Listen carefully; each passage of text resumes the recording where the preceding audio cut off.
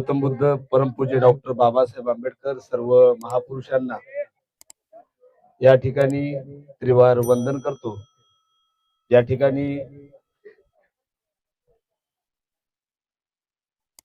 प्रामुख्याने उपस्थित असलेले आमचे मार्गदर्शक आदरणीय पूज्य भदंत पया बोधीजी, उपस्थित सर्व भिक्खू संघ, माझ्या सोबत आलेले नांदेड जिल्ह्यातील भीम टायगर सेनेचे नेते आमचे मायाभाऊ नांदेडकर, रवींद्रभाऊ सोनकांबळे, राष्ट्रपाल दादा सावरकर, समाधान अरविंद कुमार, बौद्ध उपासक उपासिका, आपल्या सर्वांना क्रांतिकारी जय भीम। या ठिकाणी येण्याचा उद्देश आपल्या सर्वांना माहितच आहे। आपल्या सर्वांचं लाडकं नेतृत्व, खास करून महाराष्ट्राचा बुलंद आवाज भीमशाहीर साहेबराव येरेकर सुद्धा या ठिकाणी माझ्या सोबत आलेले आहेत। या ठिकाणी आपल्या सर्वांचं लाडकं नेतृत्व पंचशील भाऊ कांबळे यांच्या उपोषणाला पाठिंबा देण्यासाठी या ठिकाणी आम्ही आलेले आहोत। काल आदरणीय भदंत पया बोधीजी यांनी फोन केला, दादासाहेब आपण त्या ठिकाणी जाऊया, आणि त्यांचा आदेश शिरसावत मानून या ठिकाणी आम्ही आलेले आहोत। पहिल्यांदा आपण सर्वांनी जोरदार नारा द्यायचा, डॉक्टर बाबासाहेब आंबेडकरांचा, भारतीय संविधानाचा, हम सब हम सब हम सब। आपल्याला माहित असेल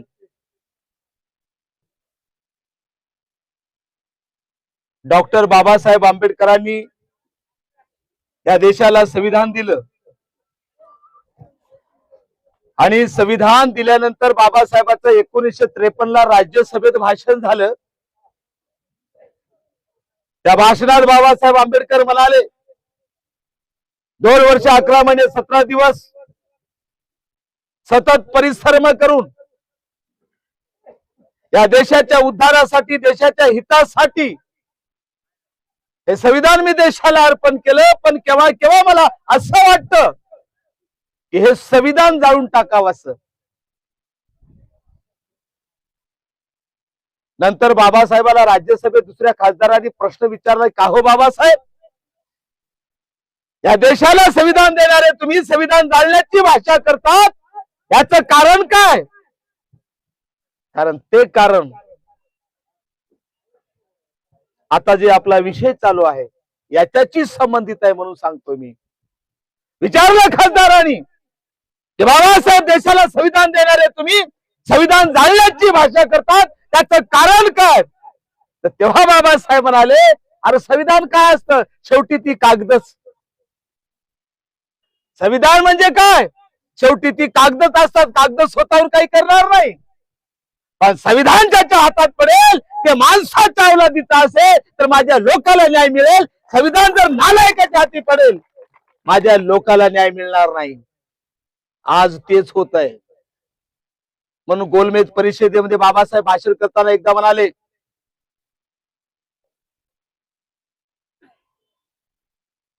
काय म्हणाले माहित होते बाबासाहेबांनी? तेव्हा अनेकाला वाटलं बाबासाहेब वेगळं दलिस्तान मागतील, नाही मागितलं।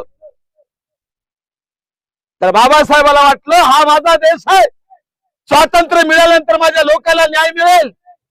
पण आजची परिस्थिती बघता काही आपल्याला मिळत नाही। मला सांगा तुम्ही, कारण सत्तेत बसलेले जे लोक आहेत, या ज्या अवलादी आहेत, याच्याबद्दल मला वाटतं न बोललेलं बरं। काय म्हणतील? या ठिकाणी पंचशील ध्वज लावला, आम्ही कायद्यात आहोत का? हो, आम्ही कायद्यात आहोत, कायद्यापेक्षा कोणीही मोठा नाही। 40 वर्षापासून पंचशील ध्वज आहे, उजागर आहे, खुलेआम आहे, सगळ्याला सांगून आहे, सगळे कार्यक्रम ओपन होतात। आणि म्हणून सुप्रीम कोर्टाचं जजमेंट आहे की ज्या ठिकाणी ओपन खुलेआम जाहीर 12 वर्षापर्यंत एखादा ध्वज असेल, कब्जा असेल, ती जागा ज्यांनी लावला त्याचीच, असा निकाल आहे। सुप्रीम कोर्टाचा निकाल म्हणजे भारतीय संविधानाच्या आर्टिकल 141 नुसार तो भारताचा कायदा असतो। हा भारताचा कायदा आहे. पण विचार करा, त्या ठिकाणचा आमदार सुपारी भाकर ज्यांनी दादागिरी करून हजारो एकर जमीन कमावल्या सत्तेच्या जोरावर, त्याच्या हातात नगरपालिका येताच खाडाखोड करून ज्या जमिनीची किंमत मला वाटते 200-400 कोटी आहे ती हडप करण्याचा प्रयत्न केला आहे. पण त्या अवलादीला माहित नाही ही बाबासाहेबांची औलाद आहे, शिना नाही पौलाद आहे, ही आंबेडकर की औलाद आहे. अबे सत्ता असली काय, तू किती मोठा असला काय, जेव्हा लोक जीवावर उद्धार होतात ना, मला वाटत नाही त्याच्याशी कोणी खेटेल म्हणून. काय मायाना बरोबर आहे की नाही? ही बिनारी औलाद आहे का? आणि मग एक लक्षात घ्या, अजूनही मला सांगा, पंचशील ध्वज काढणे, अनुसूचित जाती जमाती प्रतिबंध कायदा 3(1)V आणि 3(1)T च्या नुसार गुन्हा आहे. ध्वज आपला काढता येत नाही, त्याला अधिकार नाही. तक्रार दिली पोलीस स्टेशनला, तो भाडकाव ठाणेदार, त्या आमदाराच्या इशाऱ्यावर नाचणारा ठाणेदार, अजूनही त्यांनी अट्रॉसिटी दाखल केलेली नाही. आज आम्ही रिस्तर मालक आहोत, कायदेशीर मालक आहोत, सगळे पुरावे आमच्याकडे आहेत. मी स्टडी केली, कोणता माहिती लाला असेल तर आमच्या सोबत चर्चा करावी. पण हे जे दलाल बसलेले आहेत, आमदार बसलेले आहेत, हे जमीन हडप करण्याचा प्रयत्न करत आहेत. मायानो आणि बहिणीनो, 40 वर्षापासून आपण या ठिकाणी आहोत, मालक आहोत. बाबासाहेबांचा कायदा सांगतो,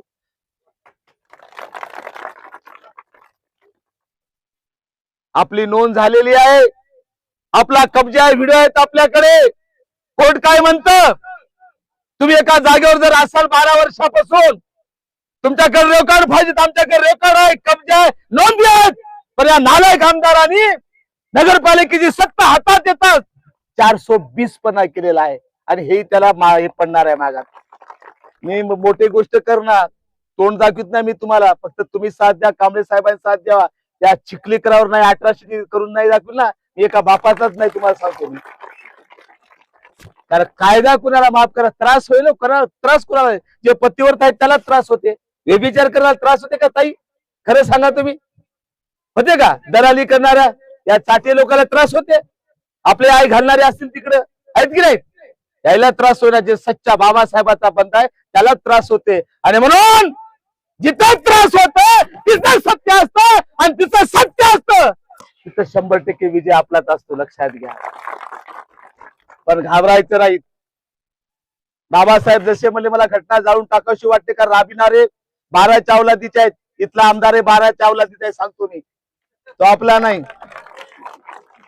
असला तर सन्मानाने आला असता, मी तुमच्या सोबत आहो म्हणाला असता. तो जर फुलेशाह आंबेडकरांचं नाव घेणारा असता आमदार, या ठिकाणी आला असता, मी तुमच्या सोबत आहो. बरोबर आहे की नाही? पण चेले चपाट्याच्या माध्यमातून त्यांनी ही जागा हडप करण्याचा प्रयत्न केला. कारण 400-500 कोटीची जागा आहे. उद्देश लक्षात घ्या, त्याला इंटरेस्ट काय जागेमध्ये, 500 कोटीची प्रॉपर्टी आहे. डोळा आहे त्याच्यावर, डोळा आहे जागेवर, सत्ता त्याच्याकडे आहे, पैसा त्याच्याकडे आहे, मनुष्यबळ त्याच्याकडे आहे. फार इकडे स्वतःचा सिरतळ हातावर घेऊन मारायसाठी बाबासाहेबांच्या औलाद हे फायदा याच्याकडे. म्हणून मी तुमच्या हाताने पाया पडतो, आपल्याला लढायचा विजय आपला होणार आहे. फक्त आपल्याला टायमिंग सांगता येणार नाही, कारण सत्ताधारी आपले नाहीत, आहेत का? संविधान आपलं आहे, राबविणारे आपले नाही. पण एक दिवस आपला विजय आहे, शेवटच्या क्षणापर्यंत आपले पंचशील कांबळे साहेब त्यांच्या पाठीमागे राहायचं आहे. अलग लक्षात राहणार ना? हा, कारण इतिहासामध्ये वाईट नोंद होऊ नये, कारण इथला झेंडा काढला आणि बोधाचे लोक पळून गेले. मला माहित नाही, ती जाणारी अवलादच नव्हती. बरोबर आहे ना? आणि मायानो आणि बहिणीनो, मी जेवढं मला थोडाफार कायदा करतं मी बघितलं. मी आताच भंतेजीला म्हणलो, काही शिष्टमंडळ गेलं, त्याच्यानं रिझल्ट आला तर बघूता. मी भंतेजीच्या नेतृत्वाखाली मैजी भाषा वापरून, भंतेजीला माहित आहे मी कायदेशीर घोडे कसे लावतो ते, 100% जागा मिळणार आहे, विजय आपलाच होणार आहे. काही सोडायची नाही, काही सोडायची नाही, कब्जा सगळाच आपला. आता काय मरो काय काय, फक्त एक करा, तुम्हाला विनंती, कोणी आले त्याचा व्हिडिओ करा मात्र. कारण नवीन जो भारतीय न्याय संहिता कायदा निघाला त्याला व्हिडिओला फार महत्व आहे. आलं, कोणता अधिकारी हो, कोणी हो, चर्चा करो, प्रत्येकाचा रेकॉर्ड करून ठेवा, व्हिडिओ रेकॉर्ड करून ठेवा. आमचा 40 वर्षापासून कब्जा आहे, आमचा कब्जा खुलेआम आहे, जग जाहीर आहे. आम्ही जाहीर कार्यक्रम घेतलेले आहेत, सगळं रेकॉर्ड आहे. कायद्यानुसार मालकाला माहित होतं का छक मारली का 40 वर्षे, सुप्रीम कोर्टाचं फक्त 12 वर्ष म्हणतं. 12 वर्ष जर कब्जा असेल तर जागा आपली. 40 वर्षापासून आहोत. 40 वर्षांनी यांनी तयार केलं त्याला. कळलं का तुम्हाला? माया त्या मालकाला काही घेण देण नाही. हे हडप करणारा तिथला नेता जो आहे की नाही, हजारो कोटीचा मालक झाला, याला लुबाडून त्याला बिअर शॉपी काढ, हे काढ ते काढ. महाराष्ट्रात सर्वात जास्त देशीची दुकान याची हात तुम्हाला माहित आहे का? सगळे हडप केला. त्याचा डोळा होता त्या मालकाला शोधून काढले त्यानं, शोधून. कळलं तुम्हाला? त्या मालकाला इंटरेस्ट नाही, कारण 500 कोटी जागा आहे म्हणून. मायानो आणि बहिणीनो, हरणं आपल्या रक्तात आहे का? आहे का हरणं? ती पळून जाणारी अवलाद आहे का? म्हणून आता हा इतिहास निर्माण करा आणि महाराष्ट्राला दाखवा की लोह्या तालुक्यात बाबासाहेबांच्या लेखी कशा राहतात, लोह्या तालुक्यात ही बाबासाहेबांची अवलाद कशी राहते, है की नाही? त्यासाठी मला तुमच्यावर पूर्ण विश्वास आहे. आम्ही शेवटपर्यंत तुमच्या सोबत आहोत. कायदा 100% आपल्याकडून आहेत, पण त्रास होण्यासाठी होतोय. राबविणारी माणसं आपली नाहीत म्हणून घाबरायचं काही कारण नाही. शेवटी सत्यमेव जयते. कळलं ना तुम्हाला? शेवटी पतिव्रतेचाच विजय होत असतो आणि शेवटी पतिव्रतेला ताईच म्हणावं लागतं. बरोबर आहे ना? आणि म्हणून परत एकदा आपण हा सर्व लढा आपण देत आहात. सगळ्या लोह्या तालुक्यातील सर्व भीमसैनिक, माझ्या रमाईच्या भीमाईच्या लेखी, मी खरंच आपल्याला वाकून या ठिकाणी जय भीम करतो. आणि शेवटपर्यंत आपण अशी ताकद दाखवावी, कारण असं जर नाही केलं तर याच्या पुढे आपले एक एक झेंडे काढले जातील. ही सुरुवात होय खेटण्याची. कळलं ना? येतं जर हरलो आपण तर ते महाराष्ट्रात एकही झेंडा तुमचा दिसू देणार नाही, लक्षात घ्या तुम्ही.